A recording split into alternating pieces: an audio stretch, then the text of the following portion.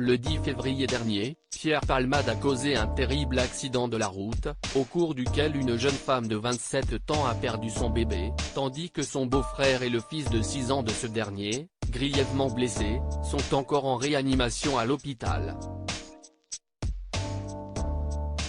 Quant à Pierre Palmade, testé positif à la cocaïne, il est désormais hors de danger et a été entendu par les policiers, ce mercredi 15 février dernier.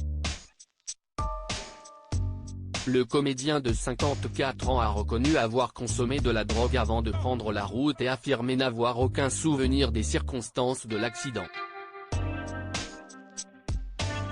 Il a confirmé qu'il était bien en compagnie de 2 hommes, à bord de son véhicule au moment du drame.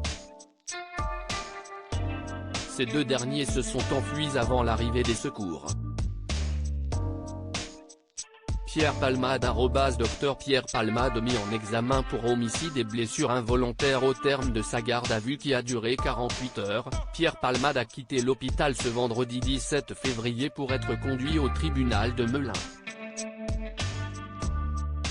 D'après les informations de BFM TV, qui a rapporté les déclarations du parquet de Melun, Pierre Palmade a été placé sous assignation à résidence au sein du service d'addictologie d'un hôpital, sous surveillance électronique.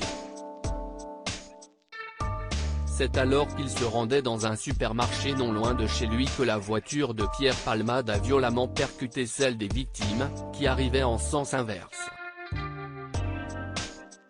Après le choc, des témoins ont signalé avoir vu 2 individus s'extirper du véhicule de l'humoriste, avant de filer à l'anglaise. Rapidement interpellés, ils ont été placés en garde à vue et sommés de s'expliquer face aux enquêteurs.